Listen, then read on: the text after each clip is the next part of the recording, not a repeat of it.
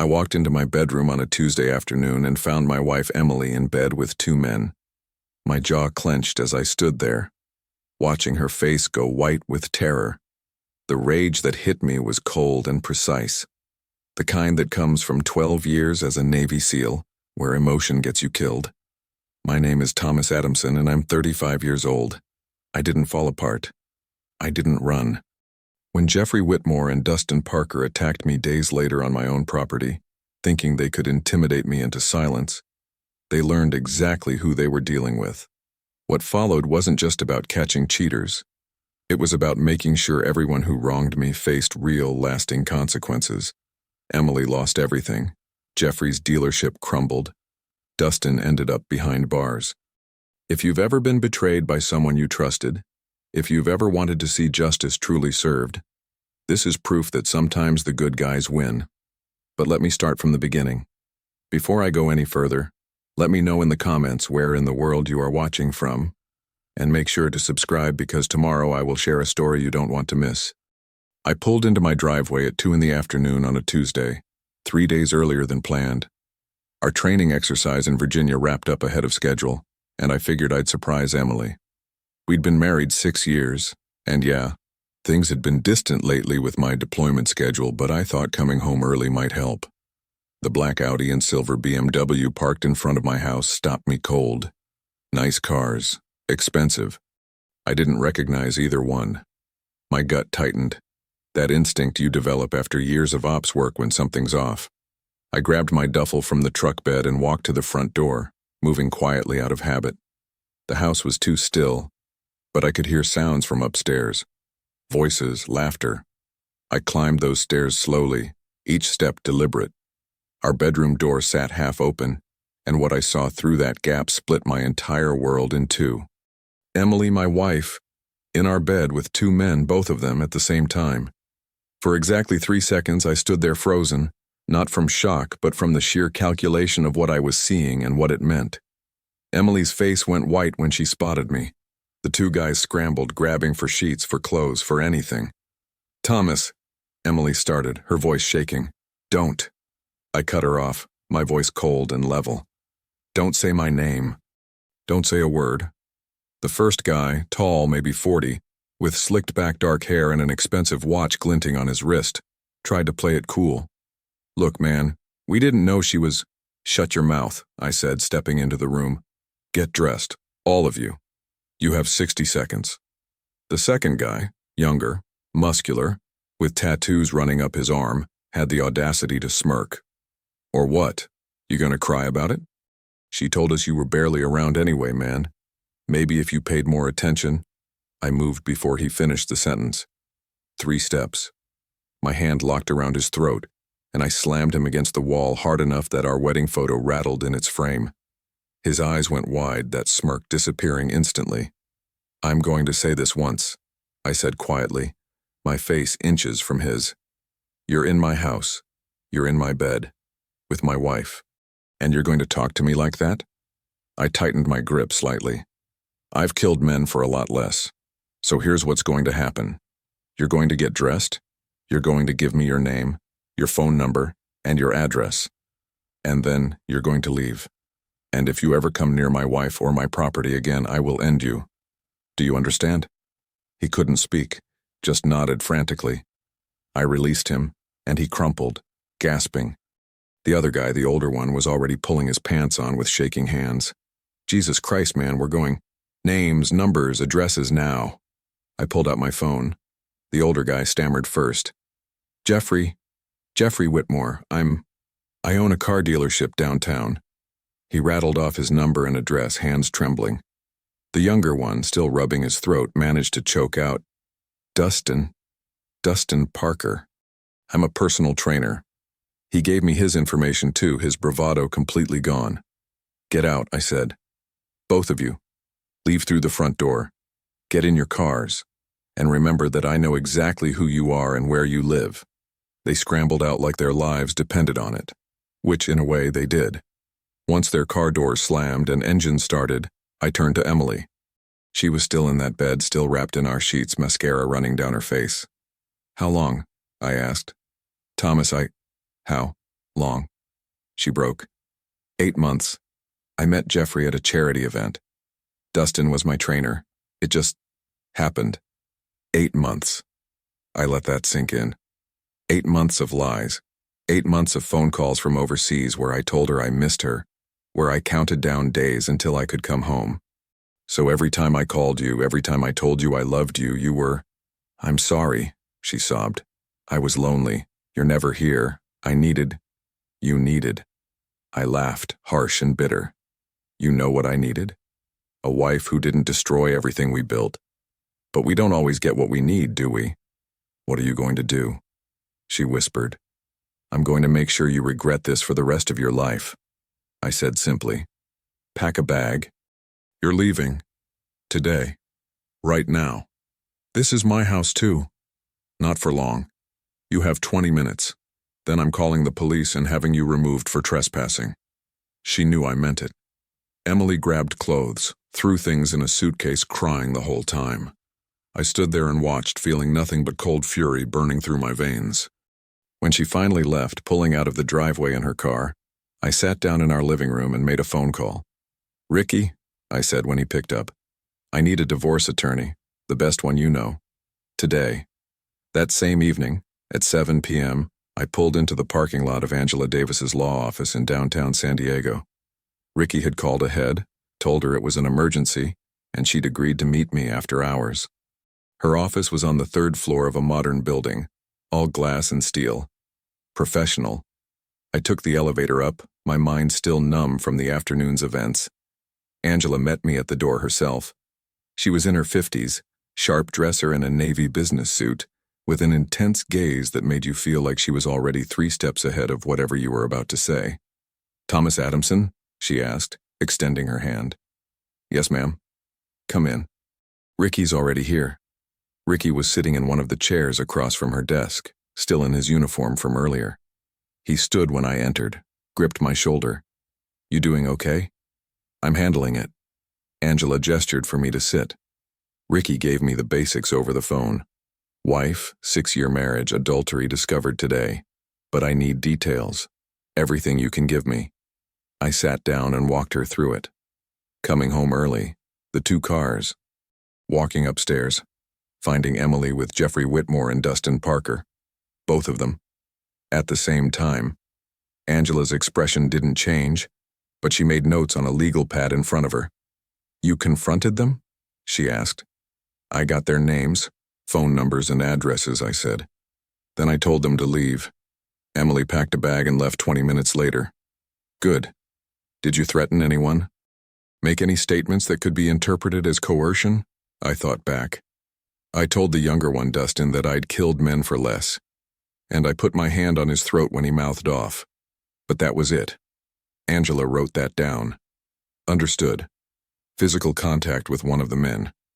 We'll need to be careful with that if this goes to court. But given the circumstances, it's defensible." She looked up. "Tell me about the marriage finances. Assets, income, debts." "We own the house together. Bought it 4 years ago. Still have a mortgage, but there's equity built up. I've got my Navy pension, 12 years of service. She's got her car, a Honda. I've got a truck. Joint checking and savings accounts, maybe 40,000 total. Any prenup? No. Children? No." Angela nodded, making more notes. "California's a no-fault state, Thomas. That means we don't technically need to prove adultery to get you a divorce. But here's what most people don't understand. Adultery still matters. It matters a lot when we're dividing assets, especially when we can prove it was long-term, deceptive, and involved significant breach of trust." She leaned forward. "You said 8 months? That's what Emily told me. Met Jeffrey at a charity event. Dustin was her personal trainer. And you were deployed during this time?" "I was in and out. Training rotations, overseas assignments, standard SEAL schedule." "Perfect," Angela said, and there was something almost predatory in her smile. "So while you were serving your country, risking your life, she was carrying on not 1 but 2 affairs for 8 months. And you have names, addresses, and phone numbers for both men." "Yes." "Do you have any other evidence, texts, emails, photos?" "I haven't looked yet, but I can check her laptop." She left it at the house. Don't touch it, Angela said immediately. We'll subpoena it through discovery. If you access it now, her attorney could claim tampering. Let me handle the evidence gathering legally. Ricky spoke up. Thomas, do you have security cameras at your house? I nodded. 4 of them. HD, cover the front door, driveway, garage, and backyard. Angela's eyes lit up. Excellent. Do they record or just display live feed? They record. 30-day rolling storage on a cloud server. Then we have footage of both men arriving at your house today, time-stamped. That's physical evidence of them being on your property during a time when you weren't supposed to be home. She made another note. This is good, Thomas. Really good. What are my options? I asked. You want my honest assessment? Angela asked. With what you've told me, with the timeline, the evidence we can gather, and the fact that she was carrying on 2 simultaneous affairs while you were deployed, I can make sure Emily walks away with almost nothing. Her car, her personal belongings, and that's it. You keep the house, your pension stays entirely yours, and she gets minimal spousal support, if any. How fast can you file? I'll have papers filed by tomorrow morning. We'll push for immediate asset freezing on joint accounts and temporary restraining orders if needed. Then we negotiate from a position of strength. I want the house, I said. I want my pension protected. She can have her car and her stuff. That's it. Consider it done. Ricky leaned forward. Thomas, you need to hear this from me as your friend. The next few weeks are going to be hell. Emily's going to try to contact you. She's going to cry, beg, make excuses. You need to stay calm, document everything. Don't engage unless Angela tells you to. I won't. And if those 2 guys show up again, Jeffrey or Dustin, you call the police immediately. Don't confront them. Don't touch them, understand? I understand. Angela closed her notepad. Get some rest tonight if you can. Tomorrow starts the process. And Thomas, you're doing the right thing. Don't let anyone tell you otherwise. I left that office feeling something I hadn't felt since walking into my bedroom that afternoon. Focused. Determined. The next 3 days passed in a strange blur. I stayed in the house. Emily stayed at her sister's place across town. Angela filed the divorce papers and started building the case. I went through the motions at work, kept my head down, didn't tell anyone except Ricky what was happening. I pulled up the security camera footage on my laptop one evening just to confirm everything was working. 4 cameras, all recording in HD. The driveway, the garage, the front door, the backyard, every angle covered. On the 3rd evening after everything imploded, I was in my garage working on my truck. It was around 6 p.m., still light out, and I needed something to keep my hands busy. The wrench felt good in my grip, solid and real. That's when I heard tires on gravel. I looked up. Jeffrey's black Audi pulled into my driveway, followed immediately by Dustin's silver BMW. Both men got out of their vehicles and started walking toward me. Their postures were aggressive, shoulders squared, jaws set. My gut tightened, but I didn't move. I just watched them come, the wrench still in my hand. Jeffrey stopped about 10 feet from me. Dustin flanked him on the left, trying to look intimidating. We need to talk, Jeffrey said. I straightened up from the truck, putting the wrench down on my workbench, kept my hands loose at my sides. You need to leave my property, now. No, see, you ruined our lives, Dustin said, his voice hard with accusation. Emily's been calling us, crying, saying you're taking everything. She told us you threatened her. I didn't threaten her. I told her the truth. I kept my voice level, calm. Now get off my property. Jeffrey stepped closer. You humiliated us. You put your hands on Dustin. You think you can just do whatever you want because you were some military tough guy? Were? I smiled without any humor. I am. And you need to leave. Last warning. Or what? Dustin said, puffing his chest out like that was supposed to scare me. You gonna choke me again? There's 2 of us now, man. And no witnesses. That's when I knew exactly what they'd come here to do. They thought they could rough me up a bit. Send a message. Maybe intimidate me into backing off the divorce terms or dropping whatever charges they thought I might file. What they didn't understand was that I'd been in situations where men with actual training and actual weapons tried to kill me. These 2? They were civilians playing tough. Dustin moved first. He lunged forward, reaching for my shirt with both hands, trying to grab me. I sidestepped, caught his extended arm, and used his own momentum to slam him face first into the side of my truck. The impact was sharp and immediate. His nose crunched against the metal with a sound like stepping on dry leaves. Jeffrey swung at me, wide and clumsy, telegraphing the punch from a mile away. I blocked it with my forearm, drove my elbow straight into his solar plexus, and swept his legs out from under him in one smooth motion. He hit the concrete floor hard, all the air leaving his lungs in a desperate whoosh. The whole thing took maybe 5 seconds. Total. Dustin was sliding down the side of my truck, blood pouring from his nose, dripping onto my garage floor. Jeffrey was gasping on the concrete like a fish pulled out of water, his face red, his mouth opening and closing. I pulled out my phone, completely calm, and looked down at both of them. "You attacked me," I said. "On my property, and I have security cameras, 4 of them HD, recording everything." Both of them froze. Even Dustin stopped clutching his nose for a second, his eyes going wide. "That's right," I continued, gesturing up at the corners of my garage where 2 of the cameras were mounted. "Everything you just did is on video. You getting out of your cars, walking toward me aggressively, Dustin grabbing me first, Jeffrey throwing a punch, everything. And I have a buddy who's a detective with San Diego PD. You want to guess what happens next?" Jeffrey managed to choke out some words between gasps. We'll say you attacked us." I crouched down next to him, close enough that he could see I wasn't even breathing hard. "Good luck with that. The cameras show you arriving. They show you approaching me. They show you attacking first. They show me defending myself. You made a huge mistake coming here, Jeffrey, both of you did. You broke my nose." Dustin groaned, blood running between his fingers. "You grabbed me first. That's assault. On my property. Recorded in HD. I stood back up. Now get off my property before I call the cops and have you both arrested right here, right now." They scrambled up, Jeffrey still wheezing, Dustin clutching his face. They stumbled to their cars, fumbling with door handles, not looking back. Engines started. Tires squealed as they peeled out of my driveway like their lives depended on it. I watched them disappear down the street, then pulled up Ken Sanders' number on my phone. Ken and I went back years. We'd met through a veterans group when he first joined San Diego PD, and we'd stayed friends.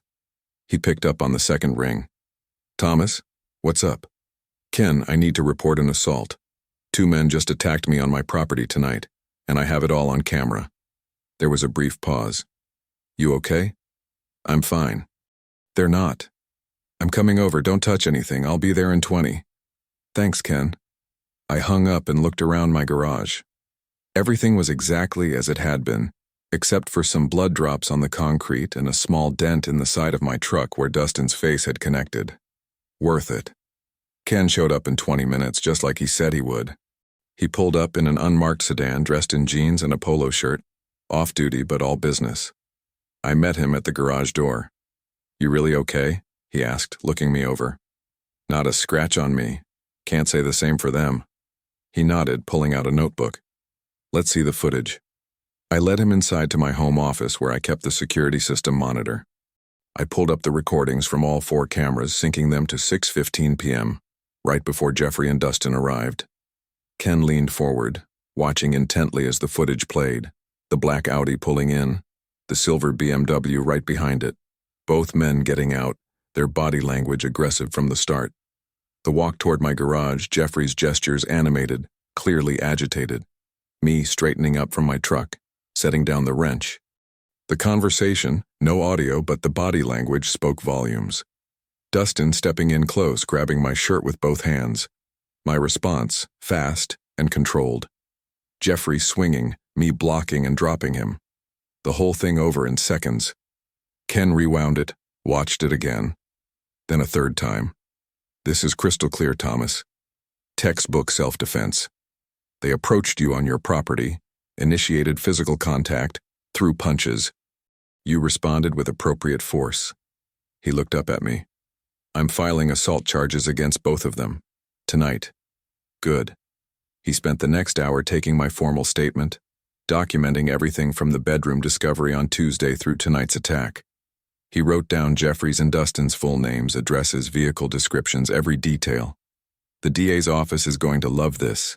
Ken said, closing his notebook around 9 p.m. You've got military training, clear evidence, and these idiots attacked you in your own garage after you caught them with your wife. They're done. What happens next? I file the report tonight. Warrants get issued tomorrow morning. We pick them both up, probably before lunch. He paused. You willing to testify if this goes to trial? Absolutely. Good man. Ken stood, gathering his things. I'll make copies of all this footage. You keep the original secure. Already backed up in 3 places. Ken smiled. Of course you did. He left around 9:30. I sat in my living room for a while, the house quiet, processing everything. 3 days ago, I'd walked in on my wife with 2 men. Now those same 2 men were facing assault charges. Play stupid games, win stupid prizes. The next morning, my phone rang just after 8 a.m. Ken. Both subjects arrested this morning. Jeffrey Whitmore posted bail an hour ago. Dustin Parker's still in lockup. Turns out he's got a prior assault conviction from 3 years back. Judge denied bail pending arraignment. How long's he looking at? With his record? Could be serious time if convicted. 6 months minimum, maybe more. I should have felt satisfied. Instead, I just felt cold, detached, like I was watching all of this happen to someone else. An hour later, Angela called. Thomas, we have a very interesting development. Emily's attorney just contacted me requesting an immediate settlement negotiation. I sat up straighter. Already? Your wife just found out that both her boyfriends were arrested this morning.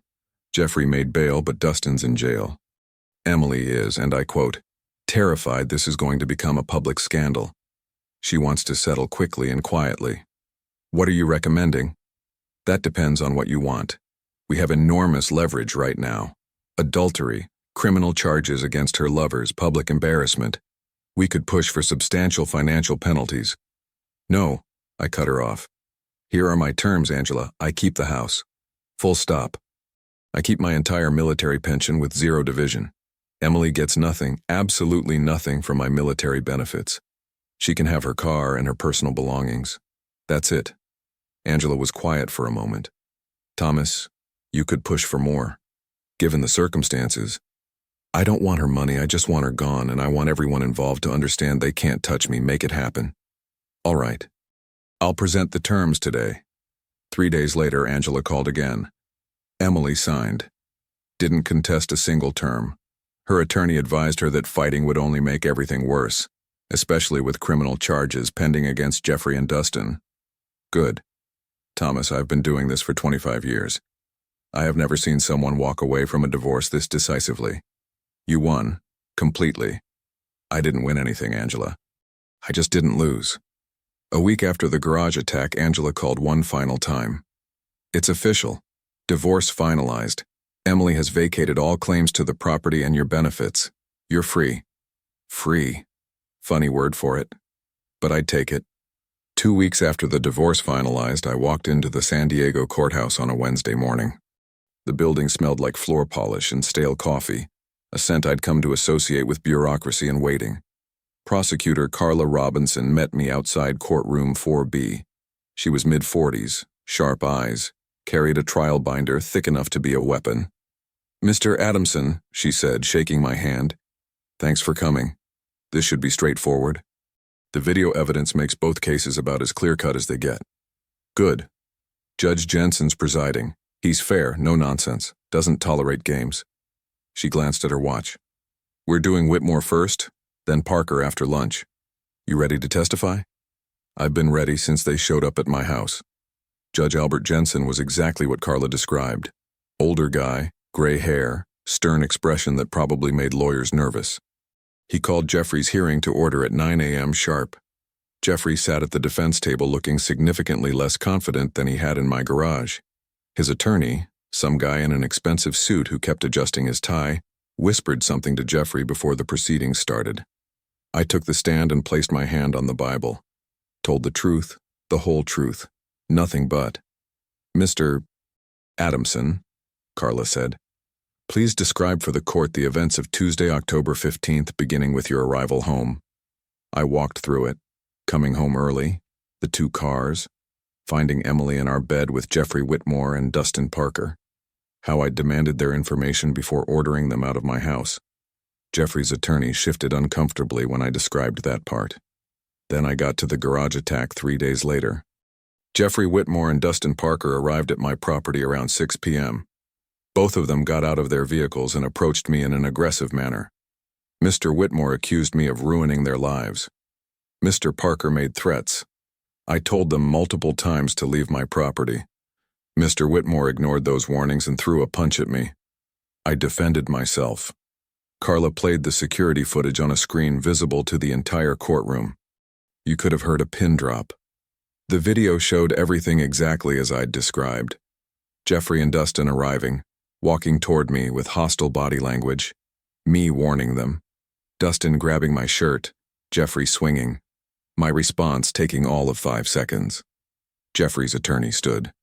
Your Honor, my client was provoked by Mr. Adamson's earlier assault on Mr. Parker in the bedroom. Objection. Carla cut in smoothly.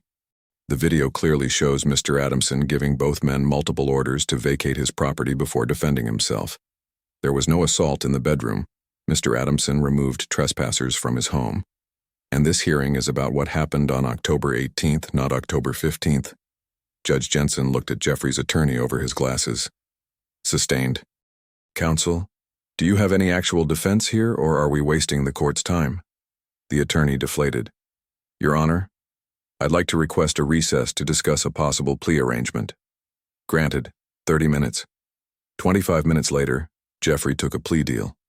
Probation, 200 hours of community service, a fine, and a permanent restraining order keeping him at least 500 feet away from me at all times.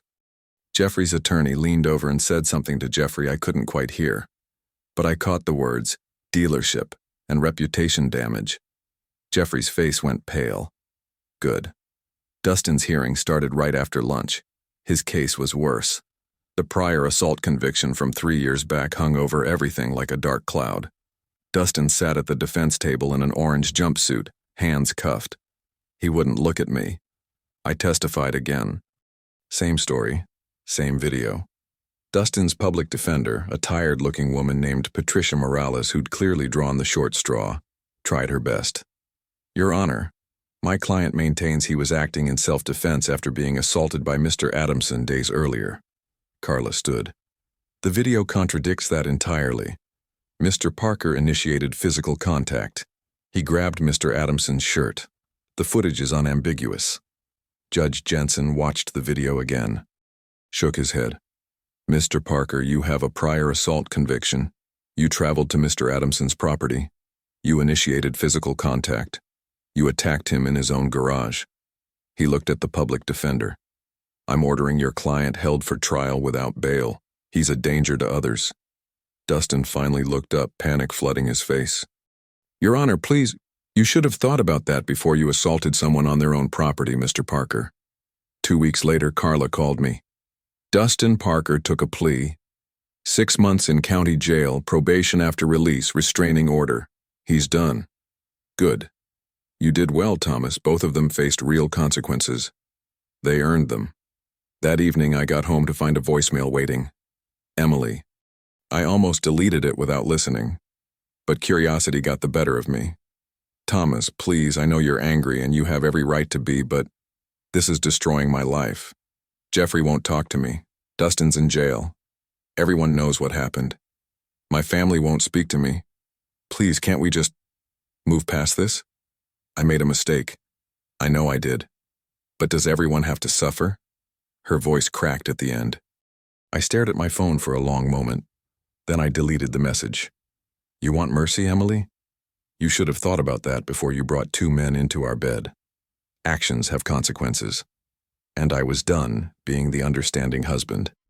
6 months after signing those divorce papers, my life looked nothing like it used to, and that was a good thing. I took a position as a tactical instructor at Sentinel Security Solutions, a private firm in San Diego that contracted with corporations and government agencies. Better pay than I'd made in the Navy. No deployments, no months away from home. Just training the next generation of operators, former military, ex-law enforcement, guys who needed to sharpen their edge. I was good at it, really good. The house was quiet now. Clean. Mine. No one else's shoes by the door. No one else's mess in the kitchen. Just me, my routine, my space. Some nights I'd sit on the back porch with a beer and remember when Emily and I first bought this place. How excited she'd been about the backyard. How we'd talked about maybe putting in a pool someday. That felt like a different life now. A different man. Dr. Carla Robinson's office became part of my weekly routine. Ricky had recommended her. Said she specialized in working with veterans, understood the transition challenges, the psychological toll of combat and service. I wasn't sure I needed therapy at first. I'd handled everything fine, hadn't I? Stayed in control, made the right moves. But Ricky insisted, just talk to her, Thomas. Make sure you're processing this stuff the right way. So I went. Carla's office was designed to put people at ease. Soft lighting, comfortable chairs, decorations that didn't feel clinical. She was maybe late 40s, professional but warm, with the kind of direct eye contact that told you she actually listened. You handled the situation with precision, she told me during one of our sessions, maybe the fourth or fifth. Everything you've described, the way you documented evidence, protected yourself legally, responded to the physical threats, it was textbook crisis management. But, I said, because there's always a but with therapists. But I want to make sure you're not just burying the emotional damage underneath all that control. I sat back, thought about that. I'm angry, I admitted. I won't lie about that. Some days I wake up and the first thing I think about is what Emily did. What those two idiots did. How they thought they could just take from me and walk away clean. That's normal. But I channeled it, I continued. I didn't lose control. I didn't do anything illegal or stupid. I protected myself legally. I protected myself physically when they came after me. And now I'm moving forward. That's healthy, isn't it? Carla nodded slowly. It is, but remember, revenge is satisfying in the moment. Peace comes from letting go. I have let go, I said, leaning forward. I let go of Emily. I let go of the marriage. What I haven't let go of is my self-respect, and I never will. She smiled slightly. That's a good distinction to make. 7 months after the divorce, Ricky dragged me to a veterans event at a community center downtown. You need to get out, he'd said. Meet people. Stop sitting in that house alone every night. I went mostly to shut him up. That's where I met Janine Nguyen. She was standing by the refreshment table, laughing with a group of former Navy personnel, and when she caught me looking, she walked right over. You're Thomas Adamson, she said with a grin. Guilty. You're the guy who took down 2 men in his garage. I blinked. News travels fast. In the veteran community? Always. She extended her hand. Janine Nguyen, former Navy logistics officer. And you're kind of a legend now. I just did what anyone would do. No, she said, her tone shifting to something more serious. Most people would have fallen apart. You didn't. That says something. We talked for 2 hours that night. She understood the life, the deployments, the discipline, the way military service shapes how you see the world. She was funny, smart, and didn't treat me like I was fragile. We started seeing each other regularly after that. Coffee, dinner, long conversations that stretched into the early hours. She knew everything that happened with Emily. I didn't hide it, and she didn't judge. You handled it the right way, she told me one night over dinner. You protected yourself. That's not revenge. That's survival. Some people might disagree. Some people have never been betrayed like that. 8 months after the divorce, I was home on a Thursday evening when my phone rang. Unknown number. I almost didn't answer. Probably spam. Probably someone trying to sell me something. But something made me pick up. Yeah? Thomas? It's me. Emily. My chest tightened. How did you get this number? Please just... I need to talk to you. 5 minutes, that's all I'm asking. I should have hung up. Should have just ended the call the second I heard her voice. But I gave her 3 minutes. Talk. I made a mistake. Her voice was shaking. Raw. The biggest mistake of my life. I lost everything, Thomas. Jeffrey won't talk to me anymore. He blocked my number. Dustin blames me for his jail time. He sent me a message from inside saying I ruined his life. My family barely speaks to me. My sister lets me stay at her place, but she looks at me like I'm trash. And you? She broke off. You were the best thing I ever had, and I destroyed it. Yes, you did. Is there any chance we could? No. Silence on the line. I could hear her breathing, hear her trying to hold it together. Thomas, please. I've changed. I've been in therapy for months. I realize now what I threw away. What we had. Emily, I want you to listen very carefully, I said, my voice flat and cold. What you're feeling right now, that regret, that emptiness, that's the consequence of your choices. You didn't just cheat on me. You lied to me for 8 months. You brought 2 men into our bed, into our home. You disrespected everything we built together. And then, when I defended myself, when I protected what was mine, you tried to play the victim. So no, there is no chance. There will never be a chance. Move on with your life, Emily, and stay the hell out of mine. I hung up. My hand was shaking. Not from anger, from the sheer audacity of her thinking she could just call me up and fix this with some tears and therapy talk. She didn't call again after that. 2 months later, I was at the security firm running a training exercise when my phone buzzed. Angela Davis. Thomas, we have a problem. My stomach dropped. What kind of problem? Emily is filing a motion to reopen the divorce settlement. She's claiming duress and emotional coercion. I stopped walking. What? She hired a new attorney, Gerald Clarkson. Aggressive guy. Reputation for playing dirty. He's claiming that you used your military training and physical intimidation to force her into signing. He's citing the assault case with Jeffrey and Dustin as evidence of your violent tendencies. That's insane. I defended myself, and she had her own attorney during the divorce. I know, and we'll win. But Thomas, this is going to drag things out, possibly for months. And there's more. My chest tightened. What? Jeffrey Whitmore is suing you. Civil suit. He's claiming your assault caused him lasting physical and emotional damage. He's asking for $200,000 in damages. I couldn't speak for a second. You're kidding. I wish I was. Dustin filed one too. His is for $300,000. Wrongful imprisonment and defamation. They attacked me. My voice came out louder than I intended. A couple of instructors nearby glanced over. I stepped into an empty office and shut the door. They came to my property.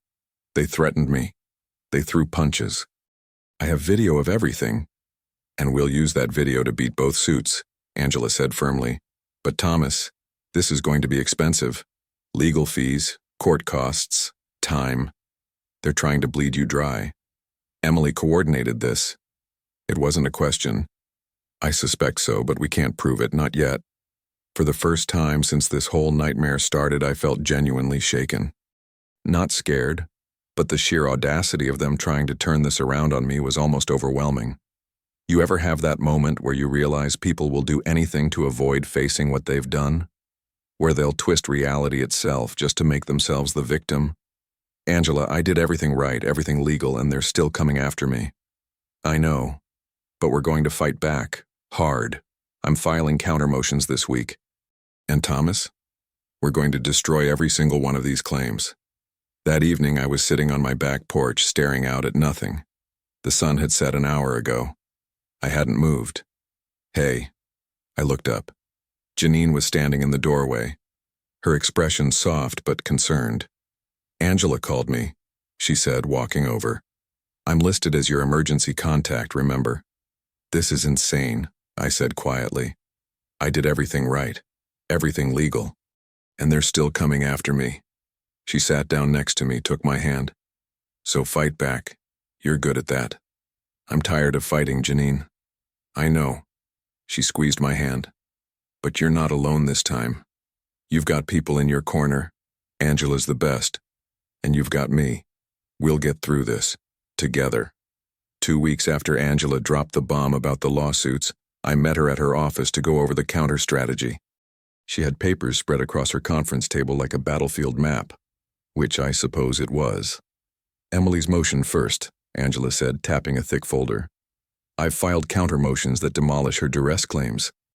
We've included the security footage from the garage attack, time-stamped records proving she had independent legal counsel during the divorce, and testimony from Ricky documenting your emotional state during the entire process. How solid is it? Rock solid. But I wanted to twist the knife a little. She smiled, sharp and cold. I scheduled a deposition of Emily yesterday. How'd that go? She fell apart, contradicted herself 4 times in under an hour, claimed she felt threatened by you but also admitted you never raised your voice or made physical contact with her during the divorce proceedings. Gerald Clarkson looked ready to quit on the spot. I felt a grim satisfaction settle in my chest. Good.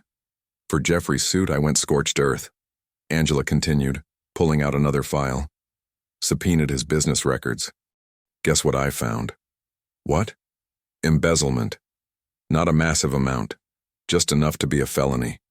He's been skimming from his own dealership for at least 2 years. Small amounts, but consistent. You're kidding. I never kid about evidence, Thomas. I've already contacted the DA's office. Jeffrey's going to have much bigger problems than suing you. I shook my head. These people just keep digging themselves deeper. They do. Now Dustin's lawsuit. That one was easier than I expected. 3 weeks later, I sat in a courtroom watching Daniel Wright take the witness stand. Dan and I had served together for 4 years. Solid operator, smart. And when Angela reached out to him about testifying, he didn't hesitate. Mr. Wright, Angela began, can you describe your professional relationship with Thomas Adamson? We served on the same SEAL team for 4 years, Dan said, his voice steady and confident. Multiple deployments. I watched Thomas handle situations most people can't even imagine. He's one of the most disciplined, controlled operators I've ever worked with. Angela pulled up the garage security footage on the courtroom screen. I'd like you to watch this footage and provide your expert opinion on Mr. Adamson's response. The footage played, Dustin grabbing my shirt, Jeffrey throwing a punch. My response, fast, precise, over in seconds. That's textbook defensive tactics, Dan said when it finished. Appropriate restraint. Thomas neutralized 2 threats without causing serious injury. If he'd wanted to hurt those men, really hurt them, they'd be in the hospital, not jail. What you're seeing is a trained professional using minimal force to protect himself. Dustin's attorney tried to argue that my response was excessive. Dan shut it down immediately. Excessive? Dan said. Sir, with all due respect, Thomas could have broken bones, ruptured organs, caused permanent damage. He didn't. He controlled the situation and stopped. That's the opposite of excessive. The judge threw out Dustin's lawsuit that same day. Ordered Dustin to pay my legal fees as a sanction for filing a frivolous suit. 1 down. Emily's motion to reopen the divorce came next. The hearing lasted 20 minutes. The judge reviewed Angela's evidence, listened to her arguments, and didn't even let Gerald Clarkson finish his rebuttal. Motion denied, the judge said. With prejudice. Ms. Adamson had independent legal counsel. There's no evidence of coercion, and her testimony contradicts her own claims. This case is closed. Permanently. Emily walked out of that courtroom looking like someone had pulled the ground out from under her. Jeffrey dropped his lawsuit the day after the DA's office contacted him about the embezzlement investigation. His attorney called Angela to formally withdraw the suit. No settlement, no negotiation. Just gone. He's got a felony charge hanging over his head now, Angela told me over the phone. He can't afford to fight you and the state at the same time. 4 months after the threat started, it was over. All of it. Every legal case resolved in my favor. 1 year after I walked into that bedroom, I was standing in my backyard at a small barbecue. The sun was setting, painting the sky orange and pink. Ricky was manning the grill. Ken was telling some story about a case he'd worked. Angela showed up with her husband, both of them relaxed and smiling. And Janine, right next to me, her hand in mine. To Thomas, Ricky raised his beer. The guy who proved you should never mess with a Navy SEAL. Everyone laughed, raised their drinks. I felt something I hadn't felt in a long time. Peace. Later, Janine pulled me aside near the fence, away from the group. You doing okay? She asked. Really? Yeah, I said. And I meant it. I'm actually great. No regrets? None. Emily made her choice. Jeffrey and Dustin made theirs. I just made sure they faced the consequences. She kissed me, soft and warm. Good, she said. Because I'm not going anywhere. Neither am I. 2 years after I walked into that bedroom and my life split in half, I woke up next to Janine Adamson, my wife, and felt nothing but gratitude. We got married 8 months ago. Small ceremony, maybe 30 people. Close friends, family, veterans who'd stood by me through everything. Janine wore a simple white dress, and when she said her vows, she looked me in the eye and promised to never take me for granted. She meant it. I know she did. Janine understands me in ways Emily never could. She gets the military life because she lived it herself. She respects the discipline, the loyalty, the code that comes with service. When I have a rough day or need space to process something, she doesn't take it personally. She just gives me what I need. And when I'm ready to talk, she's there. Always. The security firm promoted me to regional director 6 months ago. I'm training operators across the West Coast now, building programs, setting standards, making sure the next generation knows what they're doing. It's work I'm proud of. Work that matters. We live in the house. The same house where it all happened. Some people asked why I didn't sell it, didn't start fresh somewhere else. Because it's mine. I earned it. I'm not letting what Emily did take anything else from me. Janine and I painted the bedroom. New furniture. New everything. The memories are still there, buried somewhere, but they don't hurt anymore. They're just proof that I survived. I heard through mutual friends what happened to the others. Emily moved back in with her parents. Burned through whatever savings she had on legal fees. Gerald Clarkson didn't come cheap, and when the case fell apart, she was stuck with the bill. Last I heard, she's working retail, some department store. Still single, too. Word got around about what she did, about the affair, about the 2 men, about her trying to come after me legally. Turns out people don't want to date someone with that kind of reputation. She made her bed. Now she's lying in it, alone. Jeffrey lost the dealership. The embezzlement charges forced a plea deal. Restitution, probation, community service. He manages a used car lot now, one of those sketchy places on the edge of town where they'll finance anyone. Barely makes enough to cover his debts. His reputation in San Diego's business community? Destroyed. No one trusts him. No one wants to work with him. And Dustin? He finished his 6 months in county jail and left the state. Moved to Arizona, I think. His personal training career is over. No gym will hire a guy with an assault record. All his private clients dropped him the second the news broke. He's working construction now. Hard labor. Long hours. Exactly what he deserves. People ask me sometimes, friends, colleagues, guys I train, if I feel bad about how hard I came down on Emily and her lovers. I don't. Not even a little. They made their choices. Emily lied to me for 8 months, brought 2 men into our bed, into our home, disrespected everything we built together, and when I defended myself, when I protected what was mine, they tried to destroy me, legally, financially, emotionally.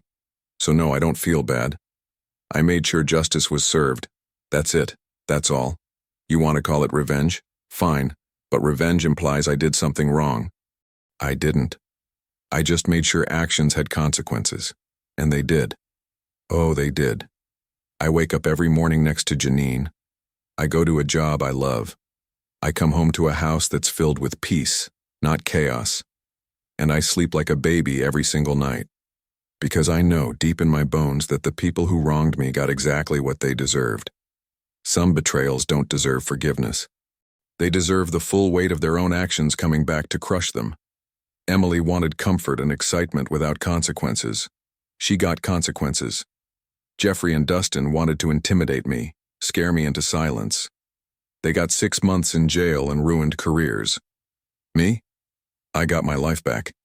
Better than before. No regrets. None. Just satisfaction. And peace. I believe stories such as this find us for a reason. If this one touches you, please subscribe. I share a new one every day. In the meantime, there are 2 stories on the screen that are even better.